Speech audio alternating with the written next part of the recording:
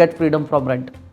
और आज हमने नहीं करके कम से कम 200 से 300 लोगों को रेंट से आज़ादी दिला दिया। एप्रिसिएशन के लिए सेकेंडरी मार्केट ज्यादा सेफ है या प्राइमरी मार्केट ज्यादा सेफ है? प्राइमरी में आप ज़्यादा पैसा बना सकते हो, क्योंकि जब प्राइमरी होता ही, जब लॉन्च होता है प्रोजेक्ट, तो उसका प्राइस बहुत कम होता है, स्टार्टिंग प्राइस होता है। सेकेंडरी में तब वो आता है तब तक प्राइस बढ़ चुका होता है, और कोई भी जो बेस प्राइस पे खरीदता है वो तभी बेचता है जब उसको प्रॉफिट हो रहा होता है। वो वहाँ से एग्जिट करके दूसरी जगह इन्वेस्ट करता है फिर प्राइमरी पे।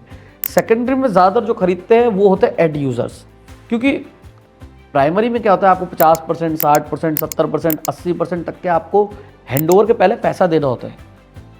सेकेंडरी में आपको सिर्फ 20% डाउन पेमेंट देना होता है और रिमेनिंग 80% का आपको लोन मिल जाता है।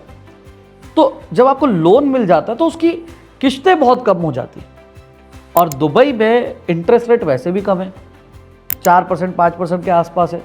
तो जो एंड यूज़र होता है वो एक अपना आशियाना देख रहा होता है, वो रेंट पे कर रहा होता है, और ऐसा आलम है दुबई में कि रेंट जो है 8 से 12% के बीच है और होम लोन 4 से 5% के बीच है। तो आपकी मंथली ईएमआई जो आती है वो हमेशा रेंट से कम होती है।